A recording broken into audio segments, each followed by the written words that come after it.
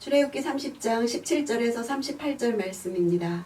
18절 너는 청동으로 대야를 만들고 대야 받침대도 만들어 씻는 데 쓰도록 하여라. 그것을 회막과 제단 사이에 두고 물을 담아 놓아라. 청동 대야는 회막과 제단 사이에 있었습니다. 죄에 대한 문제는 놋 제단에서 이미 다루어졌죠. 그곳에서 희생제물의 피로 더럽혀진 제사장들은 성소에 들어가기 전에 반드시 물로 씻어야 했습니다. 물두멍에서 깨끗하게 되기 전까지는 제사장의 특권을 시작할 수도 없고 직무를 이행할 수도 없습니다. 이것은 우리가 하나님 앞에 나아가기 전에 매일의 삶에 있어서 회개해야 함을 말해줍니다. 성경에서 물은 일반적으로 말씀을 상징합니다. 따라서 물로 손발을 씻는 것은 말씀으로 마음을 씻는 것을 상징합니다. 앞서 나온 번제단에서 흘린 희생의 피는 우리의 죄를 씻는 그리스도의 피를 상징합니다. 믿는 자들이 이 세상을 통과해서 인생의 길을 걸어가는 동안에 더러워진 것을 씻을 때 우리에게 필요한 것은 그리스도의 피를 새롭게 적용하는 것이 아니라 말씀의 물이 필요한 것입니다. 즉 대야의 물은 거듭난 이후에도 죄와 허물로 오염되기 쉬운 마음을 깨끗하게 하는 말씀의 사역을 상징합니다. 물두멍과 담을 물에 대한 치수의 언급이 없다는 것은 우리들의 죄를 씻어주시는 주의 은혜가 한없으심을 말하고 있습니다. 여인들의 놋거울로 물두멍을 만든 것은 자신을 살펴보던 거울로 이제 말씀 안에서 자신을 비춰보고 씻는 상징이 됩니다.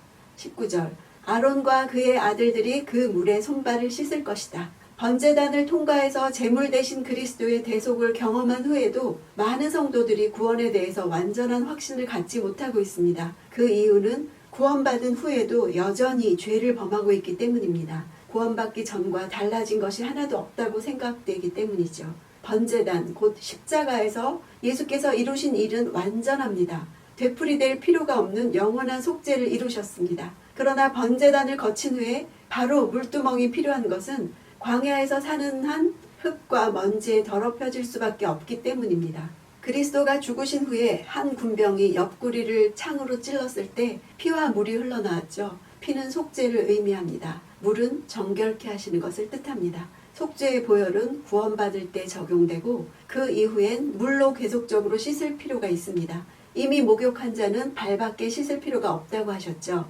죄를 자백함으로 날마다 순간마다 씻음을 받아야 합니다. 21절 이렇게 그들이 그 손발을 씻어야만 죽지 않을 것이다. 이것이 아론과 그의 자손을 위해 대대로 영원히 지속될 규례다. 제사장들이 회막에 들어가기 전에 손과 발을 씻는 것은 단지 위생의 문제가 아니라 하나님을 만나기 전 성결에 관한 문제였음을 그래야만 죽지 않을 것이다. 이런 문장이 2번이나 언급되고 있는 것을 봐서 알 수 있습니다.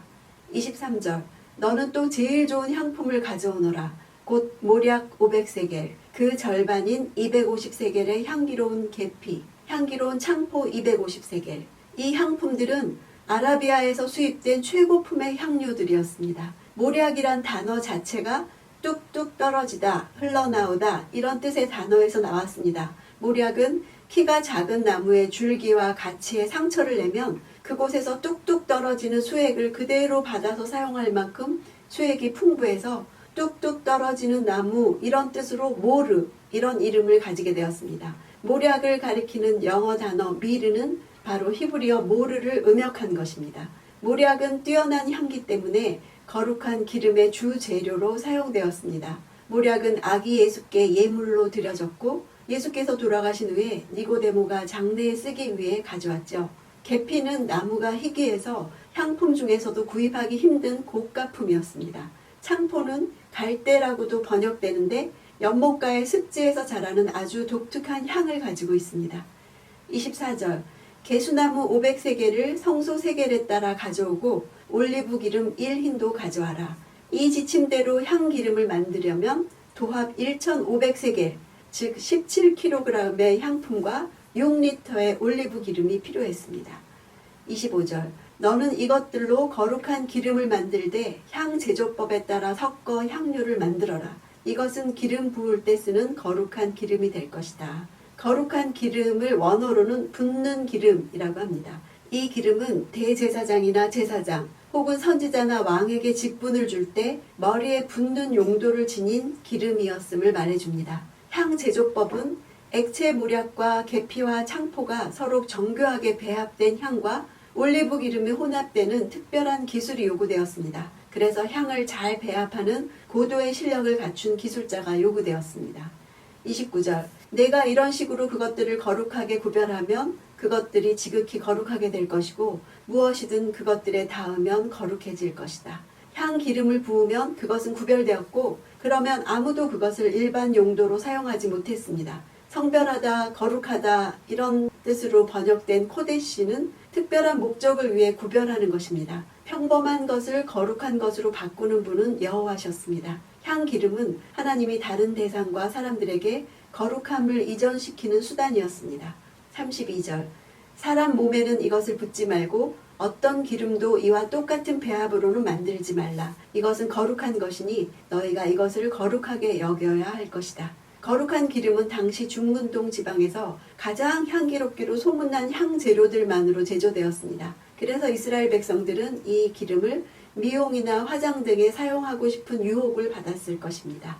34절 여호와께서 또 모세에게 말씀하셨습니다. 소합향, 나감향, 풍자향 등의 향로를 가져오고 이것들과 함께 순수 유향도 가져오되 각각 같은 양을 가져와야 한다. 이 향료들은 홍해나 지중해, 아라비아나 페르시아, 심지어는 인도로부터 수입되는 향품들이었습니다. 따라서 이 향료들을 구하는 일들은 당시 광야 생활을 하던 이스라엘 백성들에게는 아주 어려운 일이었겠죠. 소합향은 물방울이란 뜻으로 방울방울 떨어지는 나무의 수액에서 추출된 향입니다.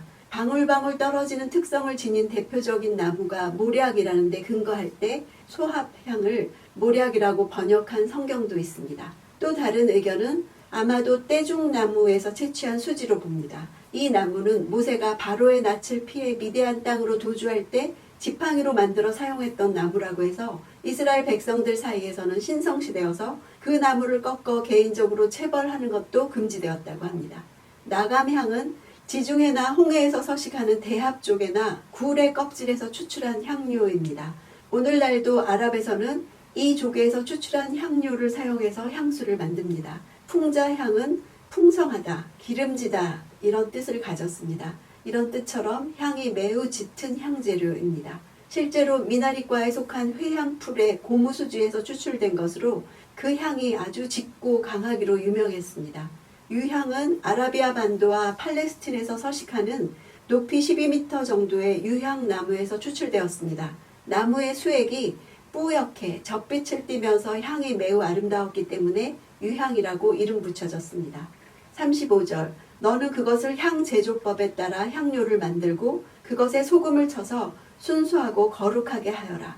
향에 들어가 변질을 방지하는 소금은 하나님의 언약의 불변성을 상징합니다. 따라서 성도들이 기도할 때 이 불변하는 하나님의 언약을 붙잡고 지속적으로 기도해야 함을 보여줍니다. 36절 그리고 그것을 빻아 가루로 만들어 회막 증거궤 앞에 놓아라.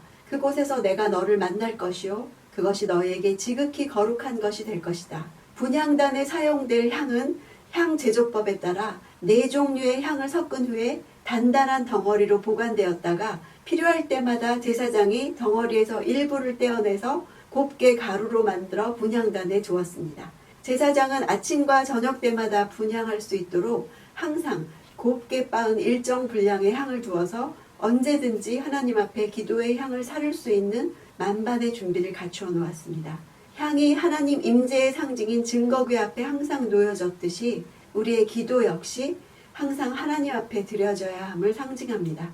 예수께서 발을 씻어주려 하실 때 베드로가 만류하자 예수님은 만약 내가 너를 씻지 않으면 너는 나와 상관이 없다 이렇게 말씀하셨죠. 상관이 없다는 것은 구원을 말하는 것이 아닙니다. 그것은 십자가에서 이미 이루신 일입니다.